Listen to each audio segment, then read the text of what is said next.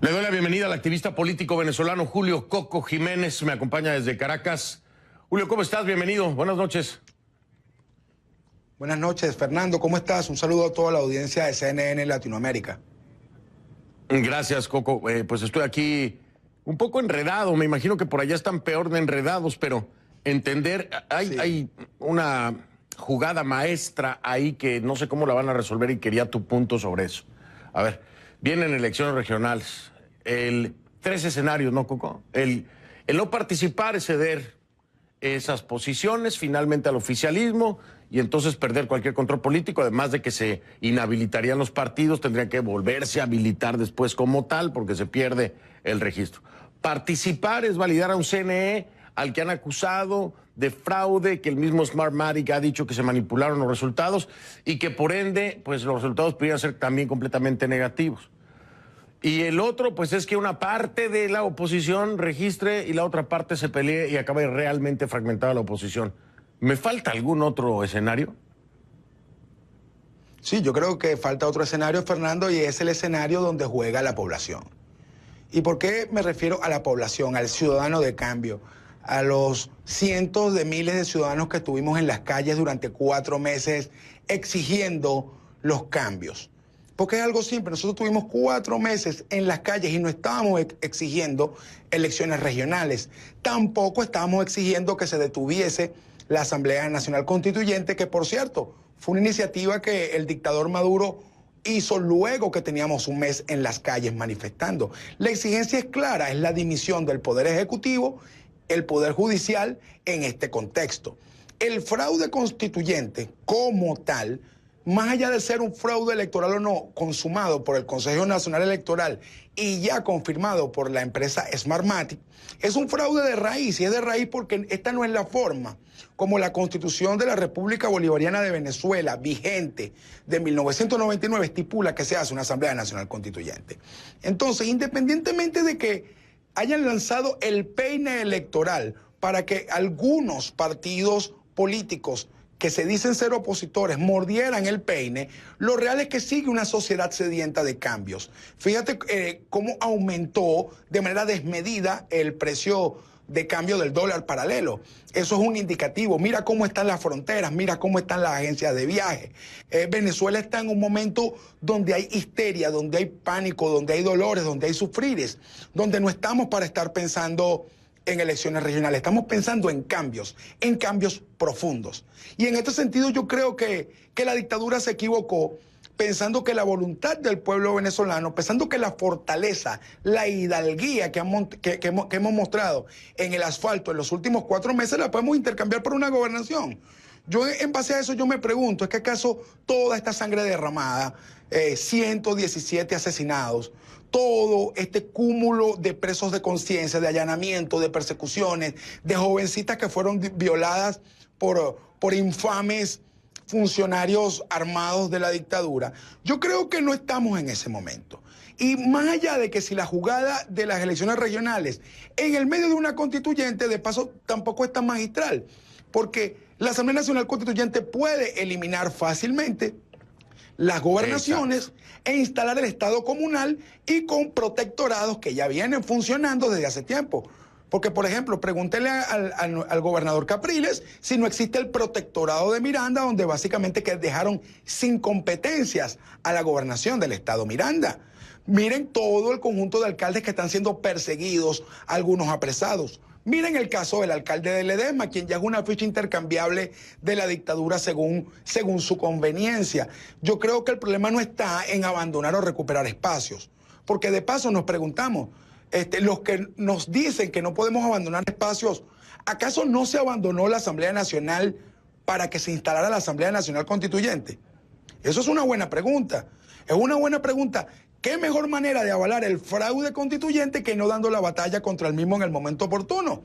Esa es una pregunta interesante. Coco, otra pregunta interesante. Coco, pero a ver. Dime.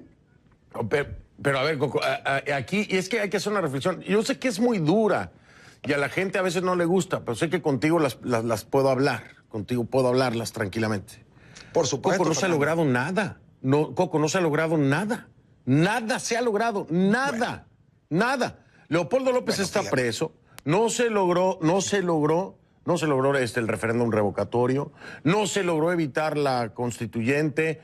No, o sea, bueno, te puedo hacer el listado, Coco, de todo lo que no se ha logrado. Mi listado es un poco más grande que el tuyo, Fernando. Sí, no, y se me va el programa si te digo todas las cosas que no se han logrado. Ahora, cuando la gente ve que sale en masa 7 millones y medio o por ahí a decir no a la constituyente, sí a restablecer los poderes públicos, etcétera, etcétera, etcétera, y llega este día de la constituyente, pues se desinfla la gente, Coco, lo vimos en las calles el día de hoy. Bueno, claro, pero es que más allá de que el ciudadano de cambio, el ciudadano patriota venezolano esté desinflado, no significa que no hayamos tenido algunas victorias.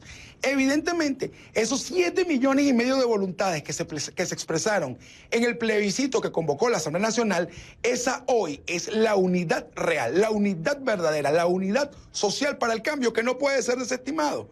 Que estos 7 millones y medio de personas, más los 2 o 3 millones que nos expresamos en las calles durante 4 meses, hemos tenido un aprendizaje, hemos tenido victorias políticas, atrajimos la visión del mundo, estamos viendo el comportamiento de las potencias. 40 de los países del mundo democrático están claros en lo que está ocurriendo en Venezuela y se están pronunciando. Hay un gran avance en materia organizativa. Y lo más importante, Venezuela perdió el miedo. Y tú dices algo sobre la manifestación que se convocó el día de hoy, que es fundamental. ¿Por qué el ciudadano de cambio no salió a manifestar el día de hoy?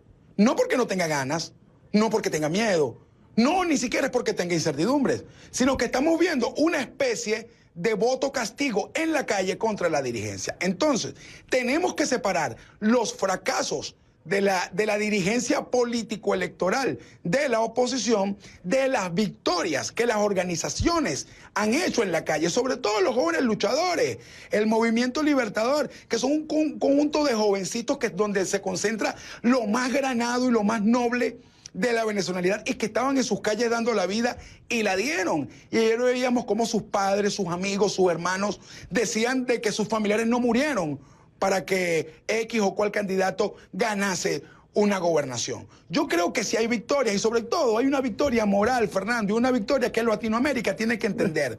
La victoria moral nuestra es que el dictador Maduro tuvo que jugarse la carta más grotesca, más fraudulenta y más ilegítima, que fue romper la Constitución de Chávez. Nosotros obligamos con un movimiento social de cambio en el asfalto que mataran el legado real de Hugo Chávez, que era la Constitución del 99, que hoy es el gran papel higiénico de los dictadores. Ese es un logro nuestro. Es un logro nuestro que todo el exilio venezolano se haya compenetrado tanto con nosotros en las calles, que tenemos un solo pueblo distribuido por el mundo. Yo creo que eso es una victoria. Yo creo que es una victoria haber hecho que incluso los medios de comunicación nacionales que están sometidos a censura y autocensura tuvieran que transmitir las imágenes represivas. Incluso yo creo que es una victoria de los venezolanos en el asfalto, que la fiscal general de la República y un conjunto de dirigentes y voceros del ex Partido Socialista Unido de Venezuela, porque ahora es el partido